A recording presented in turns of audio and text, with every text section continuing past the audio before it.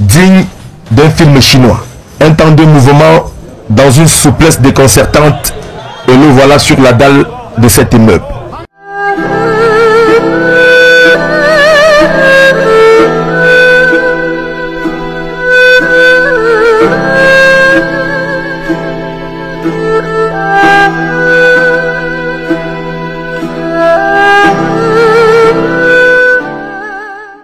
Jet Li et Jackie Chan peuvent donc dormir tranquilles.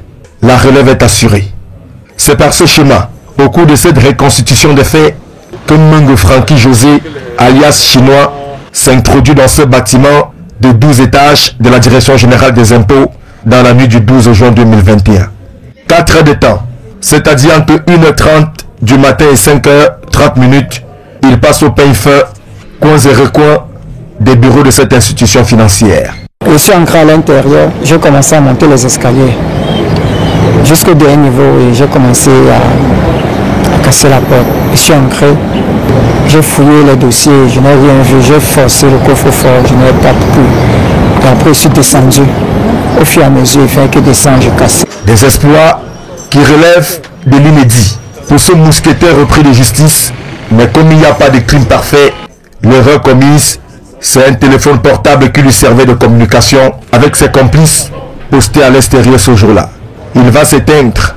Mis en charge, il va l'oublier lorsqu'il est surpris par un agent d'entretien qui viendrait prendre le service.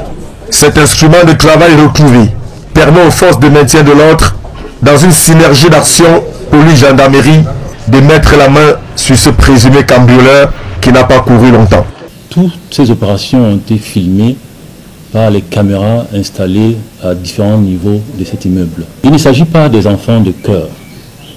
Il s'agit de véritables cambrioleurs expérimentés, tous repris de justice, qui ont parmi leurs faits d'armes, le cambriolage il y a quelques années de l'agence commerciale Camtel ici à Yaoundé au boulevard du 20 mai, emparé de la somme de 30 millions de francs. Et tout récemment, le nommé chinois a fait l'objet d'une procédure au niveau d'une de nos brigades. À Douala, le même groupe, il y a quelques mois seulement, a cambriolé au niveau d'une microfinance dénommée ACEP, emportant la somme de 50 millions de francs. Son bilan est très lourd. Plusieurs portes, des bureaux cassés, 2 disques durs et 380 000 emportés, des documents précieux détruits. Même le procureur de la République est lui-même descendu sur le terrain pour confirmer ce qu'il qualifie de surréalisme. Pour ce qui est des présumés malfrats, ils méditent désormais leur sort devant les juridictions.